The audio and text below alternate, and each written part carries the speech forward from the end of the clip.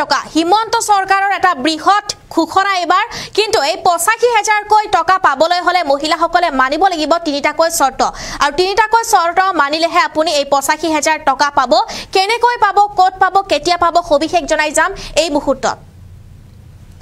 আৰু এই মুহূৰ্তত এটা ভাল খবৰ জনাই আছো প্ৰত্যেকগৰাকী মহিলাৰ বাবে এটা ভাল খবৰ মহিলাসকলে ৮৫,০০০ টকা পাবলৈ পালন কৰিব লাগিব তিনিটাকৈ চৰ্ত তিনিটা চৰ্ত পালন কৰিলে অসমৰ মহিলাই লাভ কৰিব ৮৫,০০০ কৈ টকা আৰু চৰ্ত কেইটা হৈছে আমি জনাই যাম কি কি চৰ্ত মানিব লাগিব মহিলাসকলে কন্যা সন্তানক স্কুলত পঠিয়াব লাগিব কন্যা সন্তানক তেওঁলোকে স্কুলত পঠিয়াব লাগিব এটো হৈছে প্ৰথমটো চৰ্ত দ্বিতীয়টো চৰ্ত হৈছে অমৃত বৃক্ষ আন্দোলনত ৰোপণ কৰা দুটাকৈ গছপুলি ডাঙৰ হ'ব লাগিব আৰু যদিহে সেই গছপুলি মৰি গৈছে তেন্তে আঁচনিৰ সুবিধা লাভ নকৰিব তিনিটাতকৈ অধিক সন্তান থাকিব নোৱাৰিব মহিলাসকলৰ তিনিটাতকৈ অধিক সন্তান থাকিব নোৱাৰিব আৰু যিসকল এছচি এছটিৰ তেওঁলোকৰ এছটি এছচি সকলৰ বাবে 4টা সন্তান থাকিলে পাব এই আঁচনিৰ সুবিধা আৰু ৩৯ লাখ মহিলাক লাখপতি কৰাৰ লক্ষ্য এবাৰ চৰকাৰৰ 7 লাখ মহিলা বৰ্তমান লাখপতি হৈছে বুলি উল্লেখ কৰিলে মুখ্যমন্ত্ৰী গৰাকীয়ে মুখ্যমন্ত্ৰী উদ্যমিতা আঁচনিৰ অধীনত হৈছে লাখপতি একাংশ মহিলা এয়া মন্তব্য মুখ্যমন্ত্ৰী গৰাকীৰ ৪০০০ কোটি টকা খৰচ কৰা হ'ব এই আঁচনিত আৰু যিসকল মহিলাই ব্যৱসায় কৰিব বিচাৰে সেই সকলে এই ধন লাভ কৰিব পাৰিব যদিহে আপুনি ব্যৱসায় কৰিব বিচাৰিছে তেন্তে আপুনি এই ধন লাভ কৰিব 4টা সন্তান থাকিলে নাপাব এই আঁচনিৰ সুবিধা যদিহে আপোনাৰ 4টা সন্তান তেতিয়া হলে আপুনি এই আঁচনিৰ সুবিধা নাপাব মৰাণ মটক আৰু চাহ জনগোষ্ঠীক 4টা সন্তান থাকিলেও এই আঁচনিৰ সুবিধা লাভ কৰিব আৰু এই আঁচনিৰ জৰিয়তে প্ৰথম বছৰত পাব ১০,০০০ কৈ টকা প্ৰথমটো বছৰত পাব ১০,০০০ কৈ টকা দ্বিতীয় বছৰত বেংকে আপোনাক ১২,০০০ কৈ টকা দিব লগতে চৰকাৰেও দিব আপোনাক ১২,০০০ কৈ টকা আৰু যেটো 18 জানুৱাৰীৰ পৰা 25 জানুৱাৰীলৈ পঞ্চায়তত উপলব্ধ হ'ব পোৱাপত্ৰ এক ডাঙৰ খবৰ জনাইছো এই মুহূৰ্তত কিয়নো প্ৰত্যেকগৰাকী মহিলাৰ বাবে এই মুহূৰ্তত এই খবৰটো অত্যন্ত জৰুৰী কিয়নো ৮৫,০০০ টকা আপুনি লাভ কৰিবলৈ হলে আপুনি তিনিটাকৈ চৰ্ত মানিব লাগিব তিনিটা চৰ্ত পালন কৰিলেহে অসমৰ মহিলাই লাভ কৰিব ৮৫,০০০ কৈ টকা আৰু এই চৰ্ত তিনিটা হৈছে কন্যা সন্তানক আপুনি স্কুলত পঠিয়াব লাগিব ঘৰতে বহিয়ে থব নোৱাৰিব আপোনাৰ কন্যা সন্তানক অমৃত বৃক্ষ আন্দোলনত ৰোপণ কৰা দুটাকৈ গছপুলি আপুনি ডাঙৰ হ'ব লাগিব আৰু ডাঙৰ কৰিব লাগিব যদি মৰি গৈছে সেই গছপুলি দুটা তেন্তে আঁচনিৰ সুবিধা আপুনি নাপাব তিনিটাতকৈ অধিক সন্তান থাকিব নোৱাৰিব এছচি এছটিৰ 4টা সন্তান থাকিলে লাভ কৰিব পাৰিব সুবিধা এছচি এছটিৰ 4টাকৈ সন্তান থাকিলে পাব আপুনি এই আঁচনিৰ সুবিধা আৰু ৩৯ লাখ মহিলাক লাখপতি কৰাৰ লক্ষ্যৰে এই যেটো সিদ্ধান্ত গ্ৰহণ কৰিছে হিমন্ত চৰকাৰে 7 লাখ মহিলা বৰ্তমান এতিয়া লাখপতি হৈছে বুলি উল্লেখ কৰিছে মুখ্যমন্ত্ৰীৰ উদ্যমিতা আঁচনিৰ অধীনত হৈছে লাখপতি এতিয়া বহুতো মহিলা ৪০০০ কোটি টকা খৰচ কৰি কৰিব এই আঁচনিত আৰু যিসকল মহিলাই ব্যৱসায় কৰিব বিচাৰিছে সেই সকল মহিলাই এই ধন লাভ কৰিব 4টা সন্তান থাকিলে নাপাব এই আঁচনিৰ সুবিধা মৰাণ মটক আৰু চাহ জনগোষ্ঠীকে ধৰি 4টা সন্তান থাকিলে তেওঁলোকে লাভ কৰিব এই আঁচনিৰ সুবিধা আঁচনিখনৰ সুবিধা পাব লাগিলে কন্যা সন্তানক আপুনি স্কুললৈ পঠিয়াব লাগিব 3টা সন্তান থাকিলে আঁচনিৰ সুবিধা লাভ কৰিব 2টা সন্তান থাকিলে তৃতীয় সন্তানৰ কথা ভাবিব নালাগে বুলি উল্লেখ কৰিলে মুখ্যমন্ত্ৰী আৰু দ্বিতীয় বৰ্ষত যেটো বেংকৰ পৰা লোন দিয়া হ'ব ১২,৫০০ টকা আৰু ইতিমধ্যে প্ৰথম বৰ্ষত দিয়া হ'ব ১০,০০০ কৈ টকা চৰকাৰেও দিব আপোনাক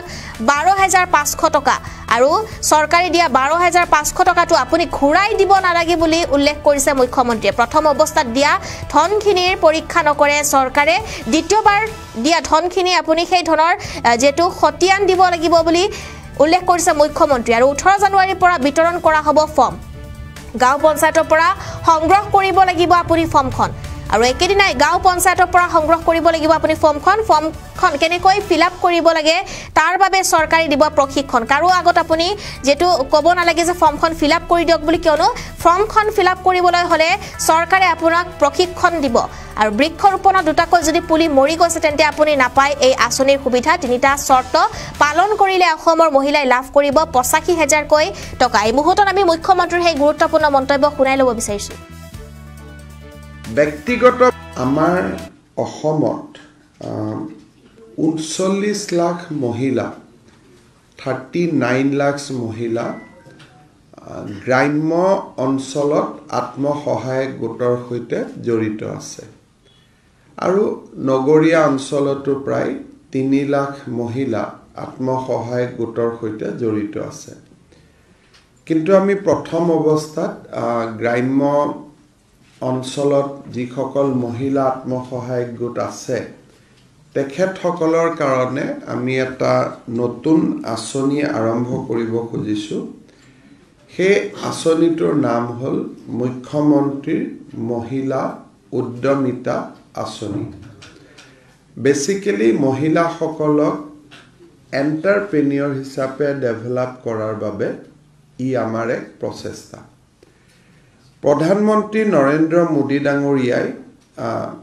আমাক সকলোকে এটা কথা কৈছিলে যে আত্মসহায়ক গোটত থকা মহিলাসকলক লাখপতি বনাব লাগে আৰু অসমত আমি এই কনসেপ্টটোকে লাখপতি বাইদেউ আমি নাম দিছিলোঁ আৰু আপোনালোকক জনাবলৈ পাই আমি ভাল পাইছোঁ যে এই 39 লাখ মহিলাৰ 7 লাখ মহিলা অলৰেডি লাখপতি প্ৰথমতে 2 লাখ আছিল 3 লাখ আছিল এই বছৰত আত্মসহায়ক গোটৰ সৈতে জড়িত 7 লাখ মহিলাই বছৰত উপাৰ্জন লাখ টকা লৈকে লৈ যাব পাৰিছে যাৰ কাৰণে আমি তেওঁলোকক লাখপতি বাইদেউ আমি নাম দিছোঁ কিন্তু এই প্ৰচেষ্টাক আৰু অধিক ক্ষিপ্ৰ যদি আমি কৰিব লাগে তেতিয়ালে এটা কথা ৰাজ্য চৰকাৰে অনুভৱ কৰিছে যে আত্মসহায়ক গ্ৰুপ হিচাপে তেখেতসকলে বেংকৰ পৰা লোন লোৱা লোন ঘূৰাই দিয়া ব্যৱসায় কৰা এই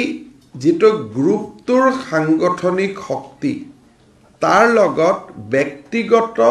এটা স্পৃহা বা ব্যক্তিগত এটা ইনিচিয়েটিভো জড়িত হৈ থাকিব লাগে